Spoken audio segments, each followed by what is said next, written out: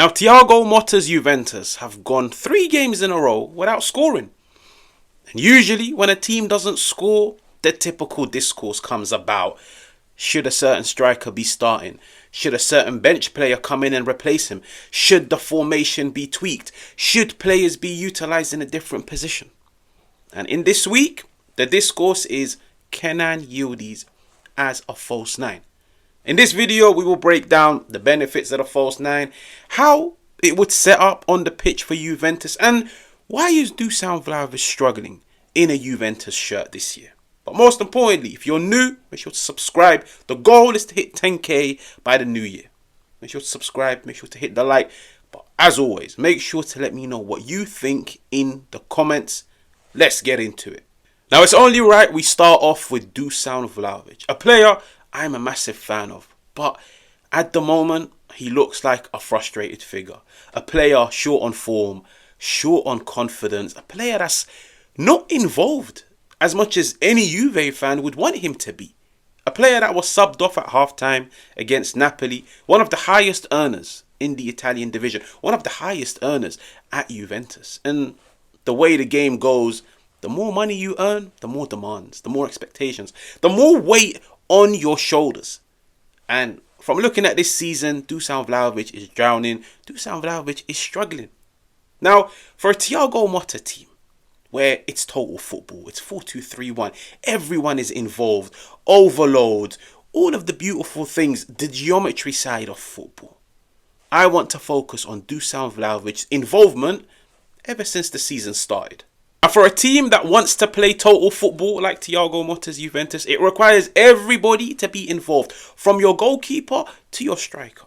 And we're beginning to see this on the pitch. Juventus are in the top 3 for average possession, 59.7%. Juventus have shown they can be dominant, they can take the game to the opposition. But the one area where Juventus struggle to retain the ball, struggle to sustain any form of pressure, is in the opposition half, in particular the final third.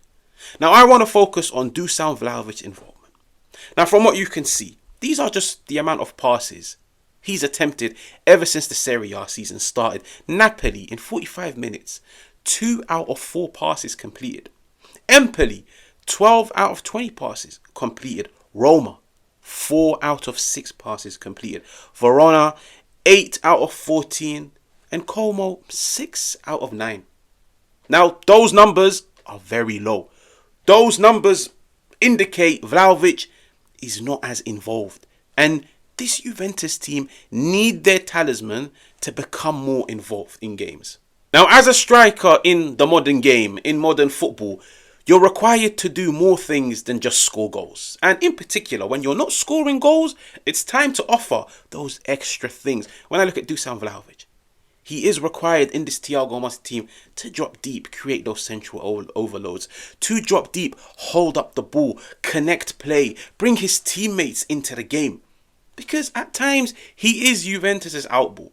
They would go long into him and they expect him to hold up the ball whilst the team gradually pushes forward. But when your number 9 can't hold on to the ball, gets tackled, shows not the best of hold-up play, not the best of link play, not the best of technical security, it does limit the team offensively. Hence the question, is it time for Thiago Motta to utilise Kenan Yildiz as a false 9? Now, you're probably wondering, how is this going to work? And I'll be here to explain it.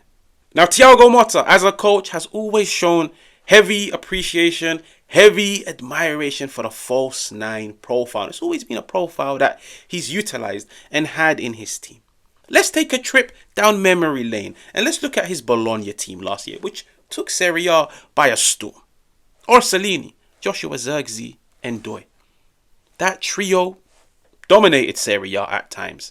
Defensive units feared them, were worried every single time they came up against them. Why? It was a front 3 that was versatile, flexible, fluid, dynamic, but most importantly, it was a trio of players that know when, but they know how to interchange with one another throughout a game. When your trio interchanges, it becomes more fluid, it becomes more dynamic, it becomes unpredictable. Every defensive manager, every defensive unit, every defensive player hates an unpredictable attack. Why? Because you never know who you're coming up against. 1 minute, Kenan Yildiz down the centre, and you have to worry about his dynamism and his quick feet and his pacing behind. But then the minute after that, you have to worry about a Conceição who has that low centre of gravity, who's direct. The minute after that, you've got Nico Gonzalez, who provides a more physical profile. It keeps the opposition guessing, and it's a benefit for any attacking manager, for any attacking setup, as it opens many doors to dominate games. It opens many avenues to score goals.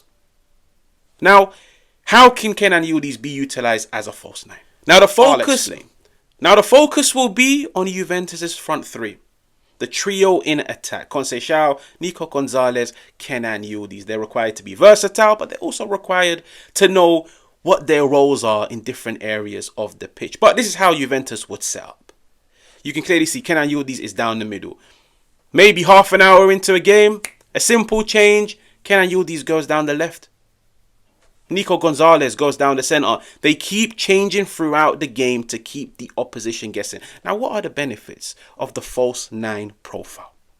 Number one, when the false nine drops deep, they create space in behind for the two wide players to make runs in behind, to make those inward runs. False nine drops deep, drags one or two players with him. It creates space in behind that needs to be occupied. The wide players tuck in. Now, that's one avenue of scoring.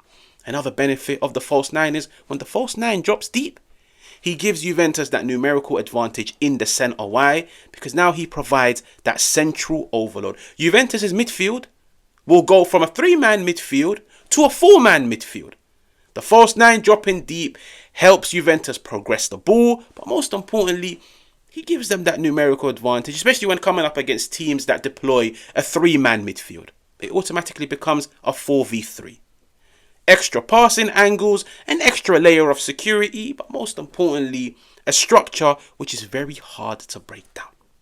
Now, once again, the beauty in the false nine is when they drop deep, the wide players at times would be required to occupy the positions centrally. So now you end up going from a 4-3-3 to a 4-1-2-1-2 diamond, as you can see. Kenan can drop deep. Spearheading the attack would be a Conceição and a Nico Gonzalez, all the other way around. Nico Gonzalez drops deep to connect the dots, to provide an extra layer, a player that can play in between the lines. The spearhead of the attack would be two strikers. The 4-1-2-1-2 is a very popular formation. Why? Because it's fluid. It can easily be changed to a 4-3-3. It can easily be changed to a 4-1-2-1-2. It could easily be changed to a 4-2-3-1. That is what Thiago Motta wants from his team. This is total football. Players that are versatile. Players that can do a role all over the pitch. Players with a broad skill set. And in my opinion, it would be something very interesting to see done at Juventus. Something very, very interesting for me to analyse. But this is how a Kenan Yildiz can be utilised as a false nine. If you're new, make sure to subscribe. It always helps the channel grow. Make sure to let me know what you think in the comments. Hit the like, and I'll catch you guys on another one.